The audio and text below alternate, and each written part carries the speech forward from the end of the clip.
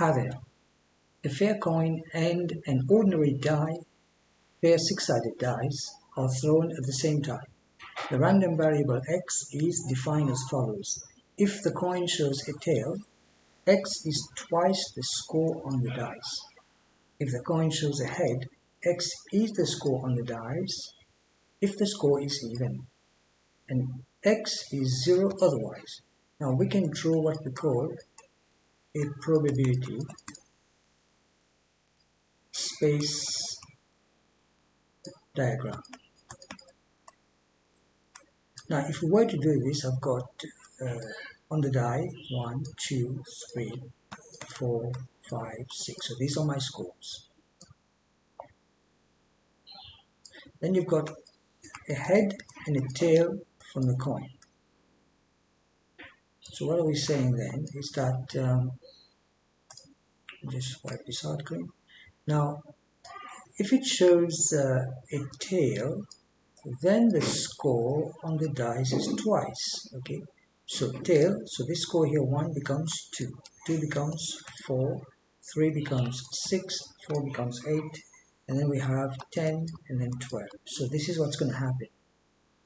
Now if the coin shows a head, which is here, a head, then the score x is the score on the dice if it's an even number. It's the score on the dice if it's even number.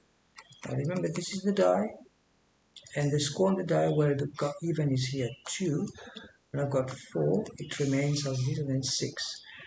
X is 0 otherwise. So for all these odd numbers, x is going to be equal to 0. Now from here, what we can do now, we can start drawing a probability distribution table. So a probability distribution table, we have x, and then probability of x is equal to x. So I'm going to look at all the scores here. I've got 0, 0, 0. So I've got 0, and I've got 2, okay, and I've got 4, 6, 8, 4, 6, 8, what else? So 4, 6, 8, 10, 12. Now, as can be seen, I've got how many zeros there? 1, 2, 3 out of 12. So this is 3 over 12. Then how many 2's I've got? 1, 2. So this is 2 out of 12. And I've got 4 here, which is 2 out of 12 again. I've got 6 here, which is 2 out of 12. And finally, I've got those ones, 8, 10, 12. For 8, I've got 1 out of 12, 10 also is 1 out of 12, and then I've got 1 out of 12. Now the second part, this is my probability distribution table. This part of the question is answered. In the second part, we need to find the variance of x. Now to be able to find the variance of x, what we're going to do, we're going to square the summation of x to the square, minus the mean of x to the square. So the summation of x squared is we're going to square each one of these. Now there's no need for the 0, so if I do square them, I can get these numbers as follows. And here when we just do that, we're going to get 35 in our calculator. Now for the expectation of x,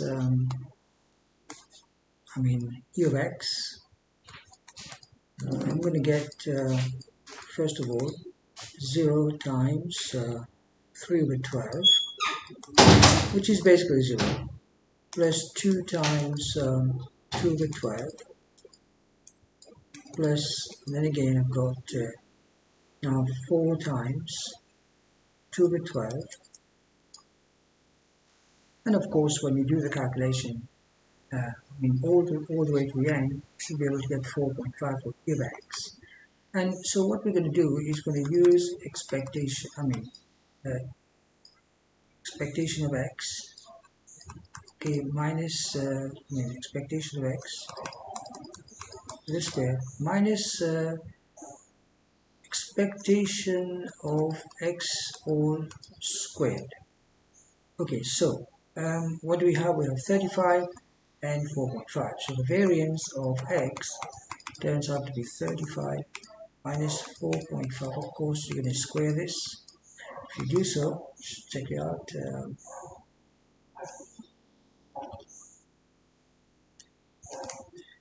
Get 14.75. So this is my variance of x to two significant, two decimal places. So here we are for part B of question. I guess you've been able to get the most out of this. Take care.